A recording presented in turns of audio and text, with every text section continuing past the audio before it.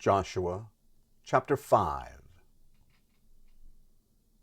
When all the kings of the Amorites who were beyond the Jordan westward, and all the kings of the Canaanites who were by the sea, heard how the Lord had dried up the waters of the Jordan from before the children of Israel until we had crossed over, their heart melted, and there was no more spirit in them because of the children of Israel. At that time the Lord said to Joshua, "Make flint knives, and circumcise again the sons of Israel the second time."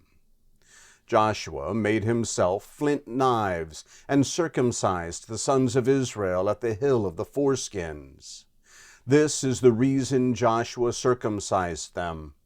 All the people who came out of Egypt, who were males, even all the men of war, died in the wilderness along the way after they came out of Egypt.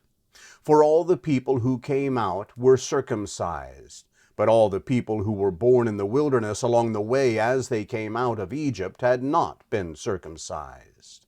For the children of Israel walked 40 years in the wilderness, until all the nation, even the men of war who came out of Egypt, were consumed, because they didn't listen to the Lord's voice.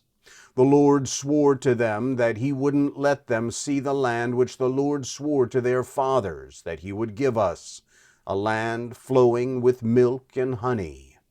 Their children, whom he raised up in their place, were circumcised by Joshua, for they were uncircumcised, because they had not circumcised them on the way. When they were done circumcising the whole nation, they stayed in their places in the camp until they were healed. The Lord said to Joshua, "Today I have rolled away the reproach of Egypt from you." Therefore the name of that place was called Gilgal to this day. The children of Israel encamped in Gilgal.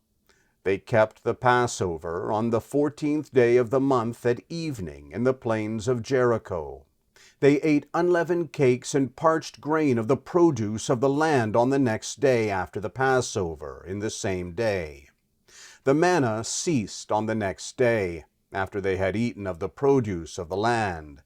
The children of Israel didn't have manna any more, but they ate of the fruit of the land of Canaan that year.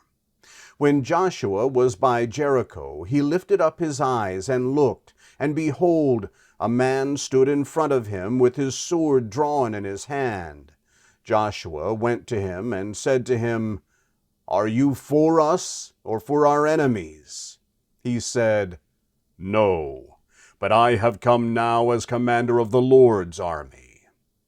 Joshua fell on his face to the earth and worshipped, and asked him, "What does my Lord say to his servant?"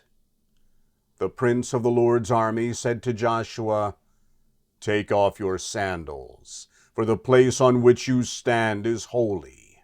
Joshua did so.